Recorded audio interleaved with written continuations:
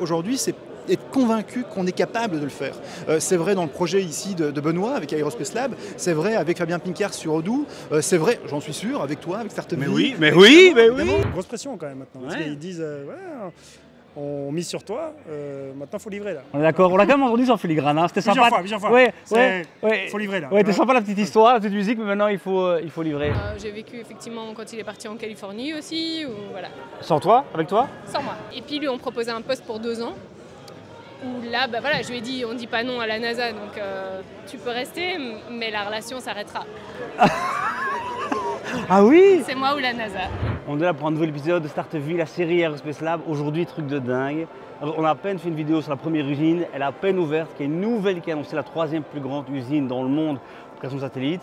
C'est une soirée folle où on annonce tout ça, il y a un panel de VIP de malade, on va tout découvrir aujourd'hui.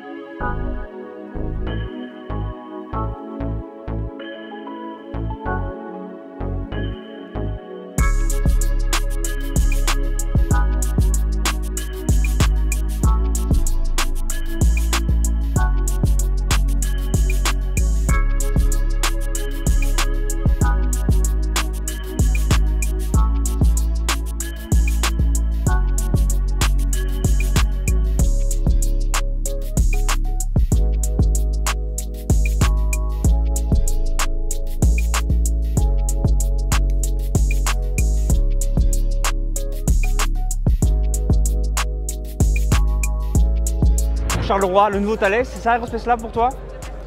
C'est renouer vraiment avec l'histoire. Moi, je racontais cette anecdote parce que j'ai le souvenir des ingénieurs qui ont créé l'industrie spatiale à Charleroi dans le tout début des années 60. Ils avaient 30 ans, comme Benoît aujourd'hui, enfin 30-35 ans, et ils se sont dit on ne peut pas laisser l'industrie spatiale aux Russes et aux Américains, il faut que les Européens le fassent aussi. Et donc ils l'ont lancé ici à Charleroi. En partant de rien, ils sont allés voir aux États-Unis comment ils faisaient et ils ont lancé une première industrie spatiale ici à Charleroi qui vit toujours, 50 ans après. Et d'une certaine manière, Benoît réédite le geste en recréant l'industrie spatiale d'aujourd'hui, la 2e génération, si on peut dire, d'industrie spatiale, ce qu'on appelle le New Space. C'est beau, c'est très beau. C'est beau comme histoire. Exactement. Voilà. Elon ou Benoît, tu choisis qui? Benoît à tous les coups, évidemment. J'espère qu'il a plus d'éthique et il est plus sensible aux questions d'environnement, aux questions sociales dans son entreprise. Tu dois choisir, aujourd'hui là maintenant, Elon ou Benoît, tu choisis qui? Benoît évidemment, à 200%. Sans soucier quoi. Ah non, sans aucun doute, parce que je pense qu'effectivement, Benoît est en train de mettre en place tous les ingrédients qui peuvent effectivement ici, à Charleroi, en Wallonie, en Belgique, en Europe, développer un projet qui a une ambition qui peut surpasser même celle d'Elon, je pense. Bon, allez c'est quoi tu crois le plus gros levier qu'on va appuyer pour que des prochains Benoît naissent, tu vois, qui Benoît bien sûr réussissent, mais que d'autres derrière sortent quoi? Moi je pense que la magie elle commence dans la tête si tu veux. C'est pour ça que moi je parle toujours d'un état d'esprit et je pense que c'est ce que Benoît explique. Il dit voilà, à un moment donné, on s'est dit qu'on pouvait le faire, il y avait une passion, il y avait un moteur et puis dès qu'il y avait un doute, on passait au-dessus, on faisait les choses quand même. Et je pense que c'est ça le secret. Aujourd'hui, c'est être convaincu qu'on est capable de le faire. C'est vrai dans le projet ici de Benoît avec Aerospace Lab, c'est vrai avec Fabien Pincard sur Odoo, c'est vrai, j'en suis sûr, avec toi, avec Startup Vie. Mais oui. Tu vois, c'est un moment de se dire, ok, il y a effectivement des difficultés, il y a plein de barrières qui font que ça pourrait ne pas fonctionner. Mais c'est quand on s'arrête devant l'adversité qu'on ne fait pas les choses. Benoît ou Elon, choisis qui? Benoît quand même. Non, mais je pense qu'il n'y a pas de comparaison, en tout cas pas à ce stade, mais par pur patriotisme et chauvinisme européen. Yes. Je pense qu'effectivement, non, on doit... Benoît, il se coule cocotier. Je pense qu'il a passé une partie de sa scolarité aux États-Unis et donc il arrive. Moi, je le vois très clairement. Je l'ai amené pour parler au sommet européen. Il n'a pas peur de dire exactement à l'ESA, qui parfois c'est vrai un peu lent dans certains processus, comment se moderniser. Et c'est très bien d'avoir un peu un aiguillon comme ça qui secoue le cocotier européen. Comment on fait pour que ce ne soit pas Thunder Power, Aerospace Lab? Vous savez, dans tous les projets industriels, il y a une dose de risque et le risque fait partie inhérente d'un projet de start-up. Je pense que nous, ce qui est important comme pouvoir public, c'est de ne pas prendre de risques inconsidérés. Donc ici, l'essentiel de la participation publique, elle est faite en fait sur le fixe asset, sur les briques. Et voilà, nous, on souhaite vraiment tout le succès à Aerospace Lab, mais au pire, je veux dire, on aura investi dans un bâtiment qui pourrait être reconverti pour une autre industrie. Tout à fait de la même façon que pour Thunder Power, on a bien fait de faire ce projet-là. Honnêtement, il fallait pousser, on a passé du temps, c'était un projet ambitieux, c'est un projet qui n'a pas effectivement survécu. Bon, si on ne l'avait pas fait, il ne se serait rien passé, on aurait été sûr qu'il ne se passait rien. Comme un entrepreneur, je lance 100 leads, eh bien, je vais me prendre 90 fois une porte, 10 fois je vais parler, il y en aura peut-être un qui va réussir. Allez, ça fait plaisir de savoir que les politiques entrepreneurs ont ces choses-là en commun, que vous aussi vous prenez des portes. Que vous aussi, il y a parfois des moments de déprime et qu'il faut fouiller. Sur cette reconversion du site de Caterpillar, on a contacté vraiment step par step, d'abord des concurrents de Caterpillar, puis chaque fois un peu plus loin dans des industries de moins en moins adjacentes. Mais on a contacté 500-600 groupes. Hein. Ah oui? Ouais, exactement comme je le faisais, comme j'étais en entrepreneur, on spammait des gens sur LinkedIn pour trouver des repreneurs. C'est ça la politique. Mais allez, bah, incroyable ça!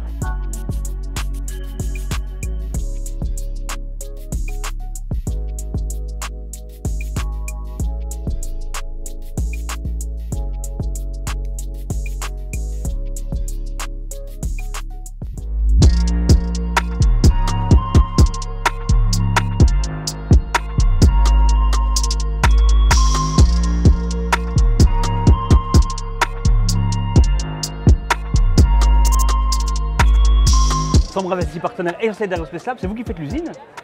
Oui, en fait, Sambre Invest a quand même fortement augmenté ses activités. Alors, c'est évidemment important pour Sambre Invest d'avoir ce type de projet parce qu'en fait, ça permet de faire une activité de production. 2, ça permet de créer 500 emplois dont la région de Charleroi a bien besoin. Donc, et en plus, on développe les compétences parce que c'est un secteur qui est évidemment très pointu en termes de technologie. Tu dois choisir entre Elon et Benoît, tu choisis qui? Poser la question, c'est répondre. Il a toutes les qualités. Ingénieur, Carolo, entrepreneur. Ouais. Bah Benoît. Ah Benoît, quoi. C'est pas pour ceux qui doutaient, c'est pas Elon. Hein, Elon Musk ou Benoît? Elon Musk. Bah, Benoît alors. Benoît.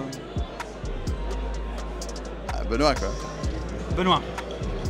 Il a hésité, Chez toi? Benoît. Benoît, quoi. Benoît. Pourquoi? Parce que Benoît est plus humain qu'Elon, je pense. Allez, tout le monde me dit ça, incroyable. Moi je suis un ancien militaire français. Qu'est-ce qu'un ancien militaire vient faire ici? En fait, mon métier c'était d'étudier les images, de les analyser, de produire des analyses. Et donc j'ai appris le métier à une partie de l'équipe qui travaille sur ça. Dans toute ma carrière, j'ai rêvé d'avoir un outil comme ça un jour. C'est un outil complet qui couvre tout le spectre de ce qu'on peut faire. Tu dois choisir Elon ou Benoît, tu choisis qui? Benoît, sans hésiter. Alors, Sambre Invest, ça va ou quoi ici? Hop, on reste dans l'image. Pression énorme, 2025, créer une usine. 500 par an? Est-ce que tu as entendu les données? Ouais, ça c'est un peu une autre pression. Mais toi, déjà créé une usine, construire une usine. C'est chez vous le gamin dans la patate chaude? L'équipe est là, je pense que tu l'as pas remarqué, mais en fait l'équipe était là. Donc au niveau des achievements, je crois qu'il n'y a pas de question à se poser en fait. Allez, elle est bien. Et Elon, Benoît, tu choisis qui? Elon. Ok, parce pourquoi? que lui, il vient sans cravate sur scène. Ah, c'est ça qui fait le truc. Ok, nickel. Parce qu'il garde la start-up vie. Ah, oh là là, mais c'est beau, mais quelle soirée on passe ici. Tu dois miser ton argent personnel sur Elon Musk ou sur Benoît, tu choisis qui? Benoît, un Carolo, confiance à 100%. C'est ça qui est Carolo, confiance à 100%. Ok. C'est quoi le gros défi quand même pour toi? Parce qu'on a compris dans la soirée que c'est vous qui allez faire l'usine. Ça c'est un tout nouveau business pour vous. C'est quoi le grand défi de... Le défi c'est effectivement de faire une usine emblématique pour Aerospace Lab. Après on se fait accompagner, tant par Aerospace Lab qui sait exactement ce qu'il veut, que par des constructeurs, des partenaires, des architectes. Donc c'est un véritable travail d'équipe que nous on coordonne, mais on n'est pas seul sur le projet. Cette soirée ici, quel feeling? C'est bon ça. C'est top. On avait plein de politiques, plein d'investisseurs, tout ça, plein de gens du secteur. Tout le monde est chaud. Grosse pression quand même maintenant. Parce qu'ils disent on mise sur toi, maintenant faut livrer là. On est d'accord, on l'a quand même entendu sans filigrane, hein. C'était sympa. Plusieurs fois. Ouais, Faut livrer là. Ouais, c'était sympa la petite histoire, la petite musique, mais maintenant il faut livrer. Et ça c'est vrai, il y avait plus de ministres qu'à l'enterrement de Fabiola. Je veux dire, pourquoi c'est important d'avoir tout ce gouvernement qui était là aujourd'hui? On est sur un projet d'infrastructure et puis on a une partie du projet où tu vois, on bosse sur la souveraineté, des choses sérieuses, genre, Oui. que les ambassades des pays européens qui sont ailleurs que l'Europe puissent causer à l'Europe de façon sécurisée. Tu vois, les gens, ça se fait pas comme ça, quoi. Tu es obligé d'avoir, tu peux pas tirer une fibre optique ou un câble internet, Oui. sinon tu as les mecs qui écoutent ce que tu dis. Oui. Donc ici, avoir des satellites sécurisés qui font ça, c'est le business case, c'est qui le client? C'est la Commission européenne, c'est les pays, les ambassades. Et ici, Megafactory, ça commence maintenant, ça finit dans 2 ans et demi, un truc comme ça. Et là, 500 par an, et puis la suite, on sait rien la suite, toi. On doit déjà voir, parce que en fait, nous, on est coincé entre la dispo des fusées. Donc c'est bien de fabriquer un satellite, mais si t'as pas de fusée pour t'envoyer dans l'espace, t'es comme un con avec tes satellites. J'ai des satellites dans mon truc. Sur le parking. Et ensuite, le truc, c'est que t'as besoin d'avoir des clients tout court. Donc t'as une double dynamique. T'as le client qui te demande des satellites, mais il te demande des satellites s'il y a des fusées pour te lancer. Et donc nous, on regarde les deux, les clients et les fusées. Et c'est pour ça que Megafactory, c'est important parce qu'on pense que notre ami Elon, papa Elon, comme on l'appelle affectueusement, va il va encore casser le game avec la nouvelle fusée qu'ils sont en train de faire chez SpaceX. Et la nouvelle fusée chez SpaceX, elle va arriver en opération commerciale d'ici 1, 2, 3 ans. Quoi. Et du coup, quand cette fusée-là elle va être là, qu'est-ce qu'elle va faire? Ils vont dire, les mecs, on lance, je sais pas, 100 fois plus de satellites qu'avant dans l'espace par an. Mais qu'est-ce qui va se passer? Il va un appel d'air sur les fabricants de satellites. Oui. Et là, la plupart vont être là comme des cons en mode nous, on en fabrique toujours un par an. Et toi, tu seras là. Et il y a nous. Oui. T'en veux combien? 10, 50, 500. Ouais. Là, on parle. Si on est les premiers à avoir l'outil industriel qui est prêt, qu'on est les seuls à pouvoir répondre à la demande en 2025, boum, tu vois. Ouais. Et du coup, pour être prêt en 2025, c'est maintenant que ça se passe. Et du coup, c'est très plaisant, comme tu l'as dit, d'avoir tous ces ministres et aussi le commissaire breton là. Qui est le mec dans le game. Hein. On est bien d'accord. Et qui avait l'air assez fan, hein, pas se mentir. Ouais, tu vois, il me dit vas-y, fais ça et tout. Je dis oui Thierry, avec plaisir. On va la livrer, toi. Salut Elodie. Salut. Et donc toi, au-delà d'être aujourd'hui la compagne de Benoît, tu fais quoi dans la vie? Je suis kiné. Ok. Tu l'as rencontré il y a combien de temps?